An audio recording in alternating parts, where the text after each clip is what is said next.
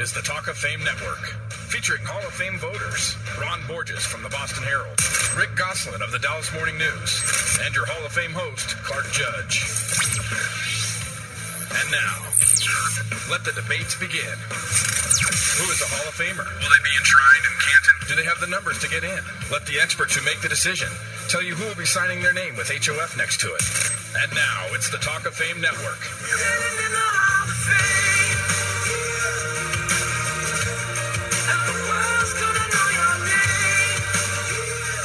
Okay, we're going to stop right there. When we return, Ron will tell us why Tom Flores' accomplishments are so mucho gusto that it's time the Hall of Fame recognizes him in some capacity. Well, it's not Tom Flores' birthday, Ron, but it's always a Raiders celebration when you're involved.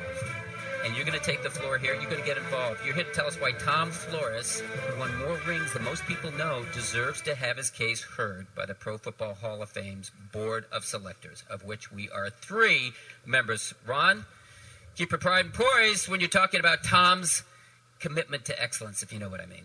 Yes, sir. In justice, thy name is Tom Flores. In justice, thy name is Tom Flores. In justice, thy name is Tom Flores.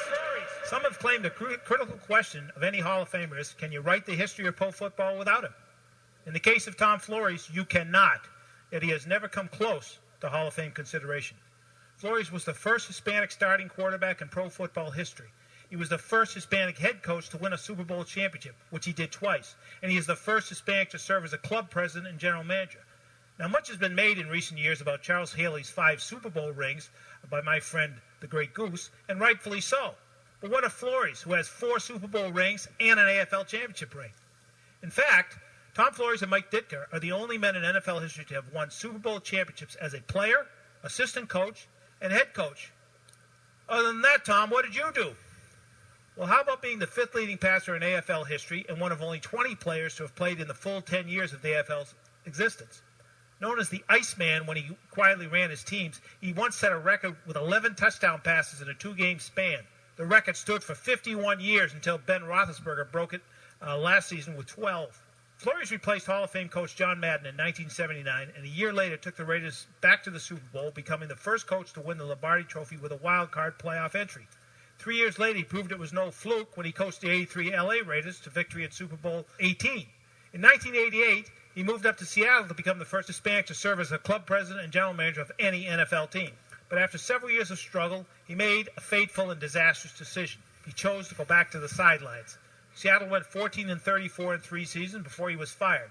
Despite that, he retired with an overall coaching record of 105-90. He was 8-3 in the playoffs, which is a playoff winning percentage of .727, ranking second behind only Vince Lombardi.